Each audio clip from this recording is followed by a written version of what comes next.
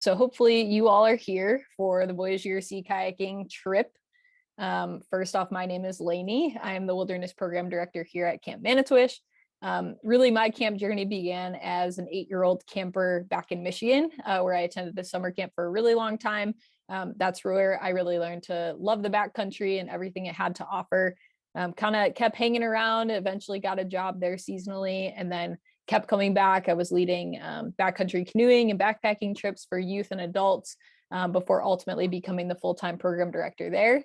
And then I started at Manitowish, kind of transferred over last January, so almost a year and a half ago now. But yeah, that's kind of how I got here. Kenzie, take it away.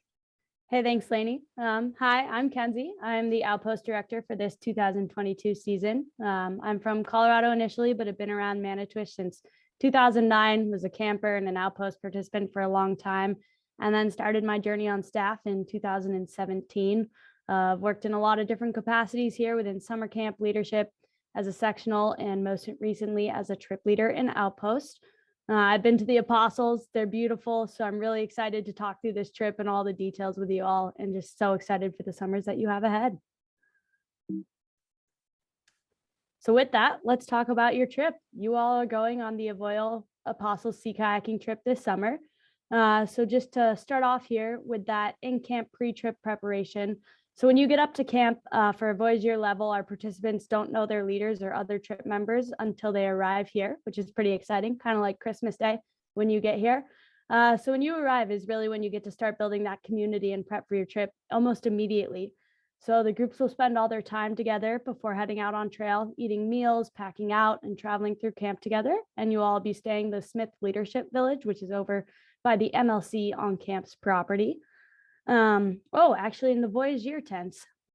Correction, you get to stay in these really neat canvas tents called the Voyageur tents that are a little bit into the woods, and this is the only level trips that get to stay in them. There are bunk beds within each. They're pretty incredible little area.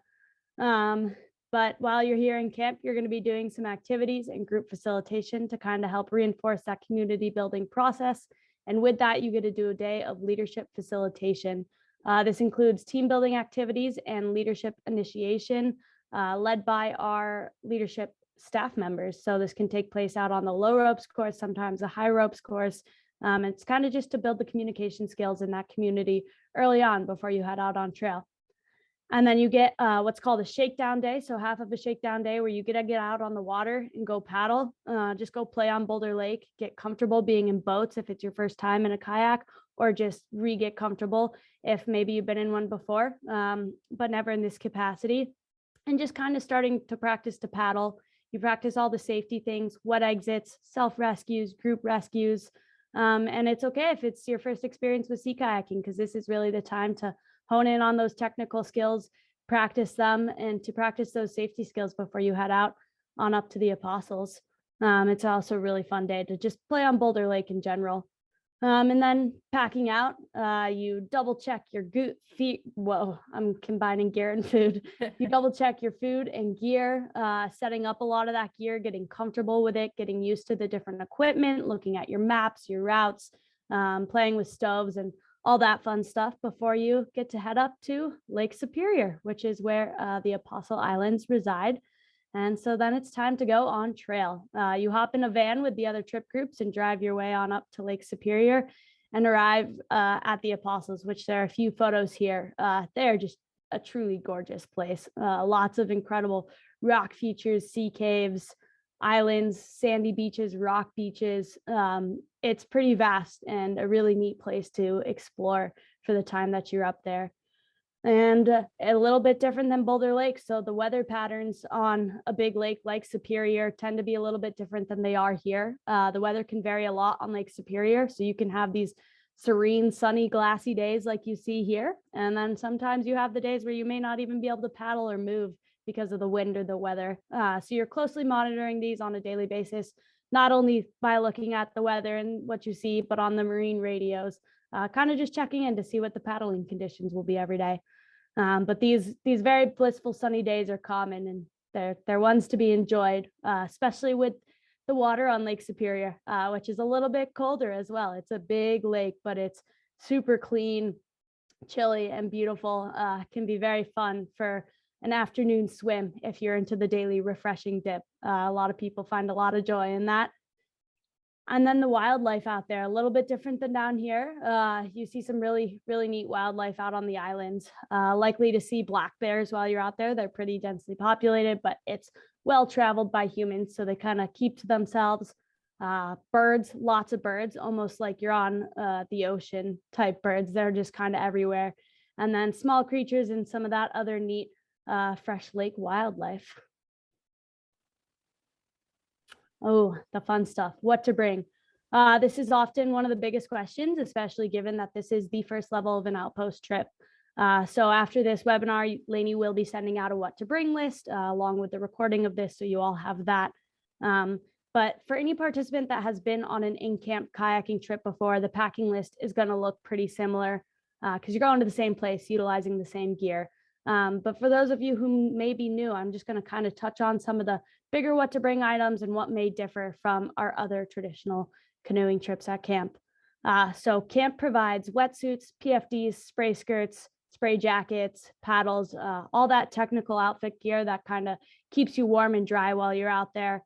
And then something that we recommend you all bring is a pair of neoprene kayaking booties. You don't have to purchase them. They're absolutely not a must. Some folks like to wear sneakers or water tennis shoes, but this is something that we do recommend if you are interested. Don't necessarily recommend aqua socks as an alternative. They're not quite as adequate to protect your feet. So a neoprene bootie has a little bit of a tread on the bottom when you're walking on those harder surfaces. Also recommend bringing neoprene gloves if you have sensitive hands or if they get really cold, because they are in the sun all day and then sometimes dipping into the water, or if you're experiencing any rain while you're out there. Definitely not a necessity.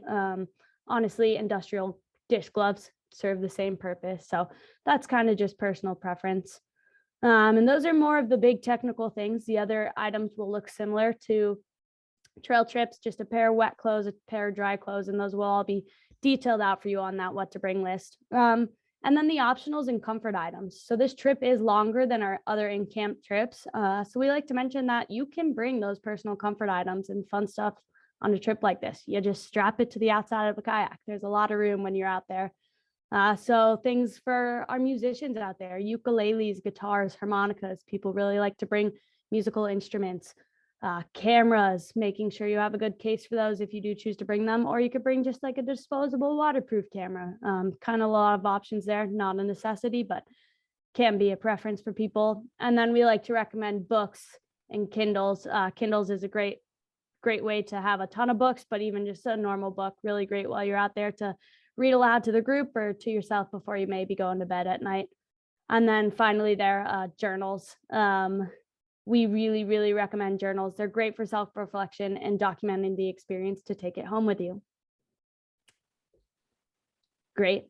And then these are just what we call pre-camp preparation. So what you should be prepping for before you even get up here. I know we're all getting excited and summer's getting very, very close and it's approaching pretty quickly. So these are just some things we like to touch on, ways that you can start your experience now by prepping yourself. So these are kind of the four main categories that we've identified on these trips: the emotional, mental, community, and physical. Some of the ways that you're going to be challenged while you're out there. So let's talk about ways to prepare yourself. For that mental and emotional, think about the ways that you're going to be challenged mentally and emotionally while you're on trail. What's making you nervous about the trip, maybe? What are some of the challenges that your brain might face while you're out there, if this is the longest trip that you've been on? For families, these are great conversations to have with your participants now. Start talking about the ways that you can address these challenges and the tools and the skills that you may have that will help you while you're out there. And then the community as well. It can be nerve-wracking to jump into a new community, especially when you're meeting them only a few days before heading out there. So take time to think about what entering this new space is going to look like and how you want to interact with your trip mates and your leader. Think about what support you may need when you're out there and out on trail, and figure out how you can ask for help. This is a big one. It's very important. It can often be really difficult to ask for help. So starting to think about that now can be pretty important and very helpful once you get out there. And then finally, that physical. This often feels like the most daunting and important one. And it's definitely important to start thinking about moving our bodies before going out on a trip like this. You'll probably be using some new muscles that haven't been used maybe in a little bit. But with that, you don't need to push yourself too hard. You don't want to hurt yourself or cause any overuse injuries by trying to build up that endurance too fast. So we recommend going for some walks, a bike ride, swimming. Yoga has been a strong recommendation of people in the past. Loosen up those muscles and kind of get things moving. Awesome. Well, thanks, Kenzie, for all that great information. One more piece of preparation that I wanted to take some time to address in this webinar is talking about wet exits. So this is a technical skill that is required that participants can complete before they go out on their journey. Their trip leader will spend a lot of time in camp teaching this skill, working with participants on a one-on-one basis to really get them comfortable with it. But I just want to take some time and review this little video that'll explain it a little bit more in depth. So let me start sharing my screen over here. Can you see the video, Kenzie? Looks good. Awesome. Well, here we go. Choice but to take a swim, there are a few simple steps to master to get out of your boat safely. Just remember that staying calm is key. Here's how it works. Lean forward, find the grab loop, peel off your skirt, and push yourself out. And that's all there is to it. Now let's take a closer look at those steps. Before you even hit the water, make sure your grab loop is on the outside of the cockpit. If your brace stroke fails and you're about to go under, take a deep breath and stay calm. When you bend forward and duck your head close to the deck, you protect yourself from anything under the surface and set yourself up for an easy exit. Now grab each side of the cockpit coaming and slide your hands forward until you find the grab loop. Push it forward, then pull it up and back to release the skirt. Bring your knees together to get them out of the thigh braces. Then put your hands on the coaming behind your hips and push the kayak away from you and to the side like you're taking off a big plastic pair of pants. Awesome. Well, that's kind of my favorite line there, like you're taking off a big pair of plastic pants. It seems like, maybe a little daunting for folks at first. But yeah, we'll be spending a lot of time in camp making sure that people feel comfortable in the event that their kayak tips over while they're out there. But definitely worth thinking about. And there are a lot of resources online about this technical skill, and we can also provide more resources if this is something that you want to kind of start thinking about and thinking about ways maybe you could practice even before you come to camp. So some important upcoming communications and dates to be aware of. April 30th is when final payments are due. I believe last week, kind of the final information packet was sent out that had a lot of good bits in there, but just one thing to take note of. Also, you should have received a communication about an upcoming COVID town hall specific to outpost participants. And that will be happening on the 26th of April. There will be lots of in-depth information there on our COVID protocols and measures for the upcoming summer. So I would definitely recommend you coming to that if you have questions. And then opening and closing days. So always the most exciting thing. June 26th will be our Voyo 1 opening day. And then July 9th will be the Voyo 1 closing day. July 31st will be our Voyo 2 opening day, and August 13th will be our Voyo 2 closing day. So very excited for both of those sessions. And look forward to seeing you at one of those opening days. And lastly, just a Camp Docs email reminder. So when you first registered, you should have received an email from Camp Docs that talked about filling out your participant's profile. It also had information regarding trip insurance.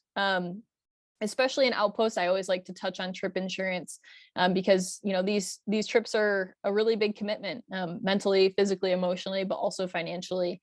So trip insurance can be a really great layer of protection in the event that, let's say, hey, I broke my toe before I went on trail and I can't go out, or kind of the unforeseen happens, which would prevent you from going on the trip. That would be something that trip insurance might be able to help in that case. Even when you're on trail, let's say something happens and you need to come off trail for some reason or be evacuated, trip insurance would help potentially cover the cost of those evacuation costs. So I really like to emphasize this. If you do have specific questions regarding policies and the nitty-gritty details, I encourage you to reach out to Camp Doc specifically, because they can provide that to you in terms of like details of coverage and all of that. So yeah, just something to take note of there.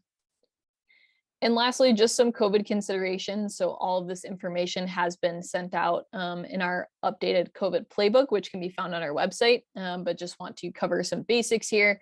So pre-camp, we're asking that folks monitor for signs and symptoms. We're asking that participants are fully vaccinated and that they also provide proof of negative PCR tests administered 72 hours prior to arrival. If you are seeking an exemption to our vaccination policy, please reach out to us so that we can have a conversation and yeah, just talk things through. On opening day, we will be doing a drive-through drop-off, very similar to last year if you experienced that with us. So you'll kind of arrive, we will greet you at your car, your participant will hop out, we'll help them with their bags, help you say goodbye at the vehicle, and then kind of send you on your way. So that's what to expect there. And then housing, as Kenzie mentioned, is in our Voyo tents, which are these really awesome platform tents, very unique and kind of a really fun rite of passage that all of our Voyo participants get to experience out there in their own little mini community. Masking will continue to be an important mitigation strategy for us. So two main instances where this would come into play would be, anytime we're interacting with members of the public. So for instance, on our road shows, if we're stopping at a grocery store that's pretty busy, that would be a key point where we would be asking participants to put their masks on. Additionally, if we're in any form of shared transportation, that would be another key point where masking could come into play. Testing at this point will be only if someone is distributing or displaying symptoms. So that is how we will be using testing this summer. And then closing day is still something we're talking through as an organization about what that will look like. So as those decisions are made, that will be communicated to you all.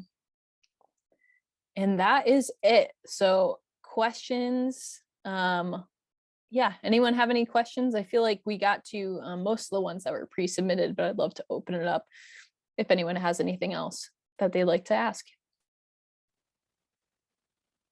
You're welcome to unmute and ask us, or if you want, you can just drop it in the chat too. We'll be looking in there.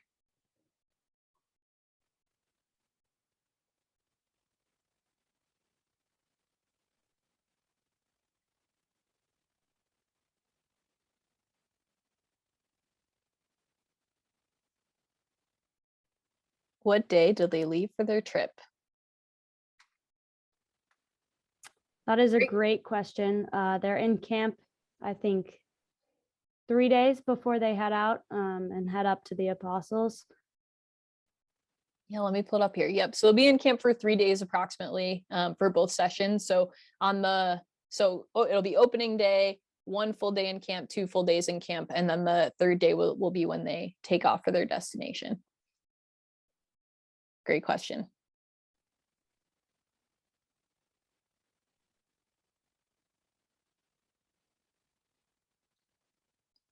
What else can we answer?